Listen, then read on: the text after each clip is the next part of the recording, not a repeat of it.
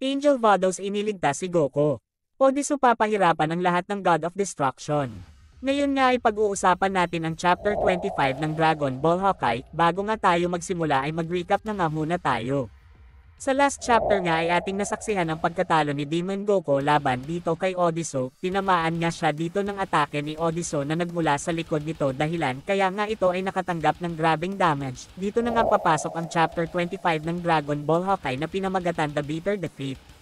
At sa unang panel nga ay ating makikita dito si Demon Goku na talagang nagulat sa nangyari sa kanya. Iniisip nga nito kung paano nga daw nagawa ni Odiso na matamaan siya ng atake nito nang hindi nga niya namamalayan.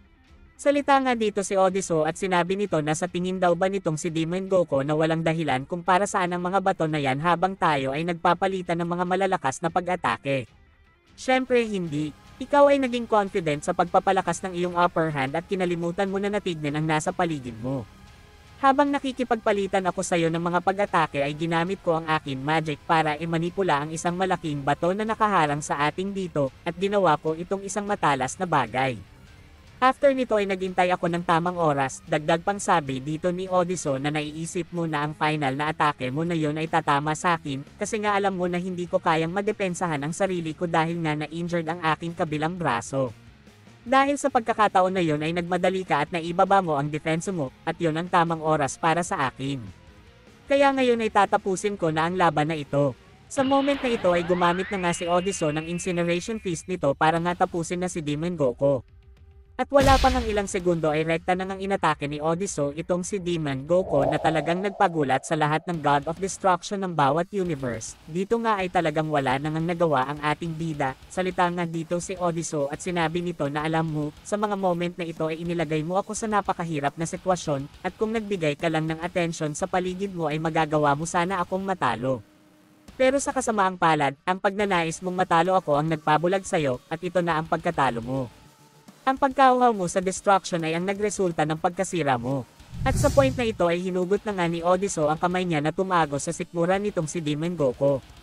Dahan-dahan na ngang nahulog si Goku dito at bumalik na nga din siya sa sarili niya. Salita nga dito si Odiso at sinabi nito na mukhang bumalik ka na sa iyong pag-iisip. Sagot nga dito si Goku at sinabi nito na bakit? Lumaban ako sa iyo as mortal, lumaban ako as God, bakit hindi pa rin kita natalo? Salita nga dito si Odiso at sinabi nito na sinabi ko na sa iyo kanina, nakalimutan mo na. Itinatanggi mo ang destruction energy dahil natatakot ka. Dahil dyan ay nahihirapan kang gamitin sa laban ang kapangyarihan na yon. At ngayon ay hindi mo na kaya pang ma-reach ang maximum potential mo, ang relationship mo sa iyong destruction energy at sa sarili mong kapangyarihan ay isang rivalry at hindi ang pagkakaisa. Habang ikaw ang nasa control ng iyong katawan ay inagaw mo ang kapangyarihan ng destruction energy na nasayo at ginamit mo ito ayon lang sa kasiyahan mo. Lumalaban ka ng magkahiwalay sa lakas na meron ka talaga, anong klaseng God ka, meron kang problema sa internal mo. Sa moment na ito ay hindi pa nga rin makagalaw itong si Goku dahil na nga din sa pagkaubos ng ki nito. Dito nga ay kinapitan nga ni Odiso ang braso nito at kanya nga itong inayos. Salita nga ito at sinabi nito na para nga daw maging patas siya dito kay Goku ay kailangan nga daw niyang magkunwari kahit hindi naman daw siya ganito. Ang pagkakatugma ng aking counterpart ay ang pagkakaiba ko sa'yo, ang internal power mo ay iyong sumasalungat kung ano ka ba talaga, habang ako ay kaya ko itong pag-isahin hanggang gusto ko. Salita nga dito si Goku at sinabi nito na ano nga daw ang mga sinasabi nito. Sagot nga dito si Odiso at sinabi nito na noong nga daw nakuha niya ang katawan nitong si Anzan ay hindi pa nga din daw niya fully na-a-adapt ang kapangyarihan nito. Ngayon nga daw ay limited pa nga lang daw ang paggamit niya ng kapangyarihan nito. Pero nagawa naman daw niyang magamit ang isa sa mga transformation nito at na-unleash na nga din daw niya ang kapangyarihan niya. Ngunit kahit nga daw ganun ay nakukulangan pa nga din daw siya sa pag-reach ng totoong kapangyarihan nito. Sa totoo nga lang daw ay masyado pa nga daw matagal para tuluyan na niyang ma-adapt ang kapangyarihan nito. Salita nga dito si Goku at sinabi nito na teka lang, ang ibig sabihin at nang magsasalita pa nga dito si Goku ay nagsalita na nga dito si Odiso at sinabi nito na oo, ang nakita nga daw nitong kapangyarihan sa kanya na ginamit niya sa laban nila ay 1/4 nga lang daw ng lakas na meron siya. Dahil nga sa narinig dito ni Goku ay nagulat nga ito at hindi nga siya makapaniwala. Salita nga ulit dito si Odiso at sinabi nito na sa tingin nga daw niya ay nagawa na nga daw niya ang kailangan niyang gawin sa universe na ito. Dagdag pang ang sabi dito ni Odiso na habang sila nga daw ay nasa planetang Chameleon ay nagawa na nga daw niyang mamanage ang pag-retrieve sa primordial beast na si Hero. At during nga daw ng laban nila ay nagawa na nga daw niyang masukat ang maximum na lakas ng God of Destruction sa realm na ito. At talagang nasatisfied ako. Salita naman dito si Goku at sinabi nito na sukatin ang lakas ng isang destruction. Sa point na ito ay gumamit na nga si Odison ng magic ability at salita nga ito at sinabi nito na oo, sa lahat nga daw ng God of Destruction ay itong si Goku nga daw ang pinakabata na meron malaking potential nang hindi mo nalalaman. Kahit hindi ikaw ang pinakamalakas na destruction sa lahat ay naging crucial sa akin na sukatin ang lakas na meron ka at unawain kung ano nga ba ang magiging future ng universe sa'yo.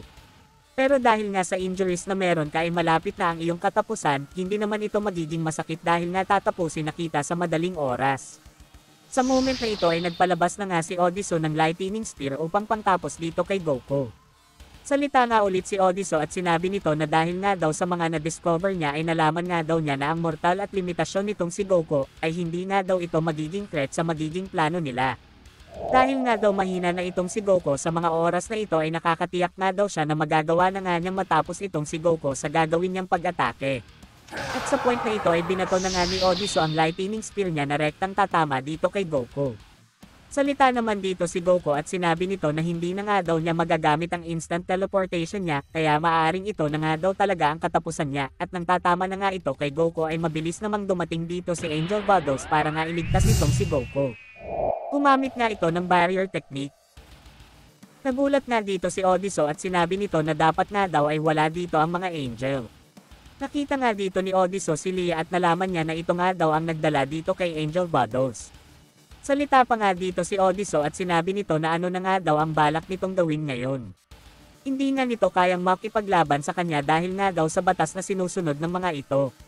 Salita nga dito si Battles at sinabi nito na totoo nga daw ang mga sinasabi nito pero alam mo ba na binigyan ka ni Lord Goku ng matinding problema? At sa lagay mo ngayon ay wala ka ng kakayahan na lumaban pa kaya sa tingin ko ay hindi ko kailangan gumamit ng kapangyarihan para tapusin ka dahil nga sa sinabi ni Battles ay nagulat nga itong si Odison. Salita nga ulit dito si Battles at sinabi nito na nagbibiro nga lang daw siya, hindi nga daw siya interesado na mag-take ng risk sa mga oras na ito.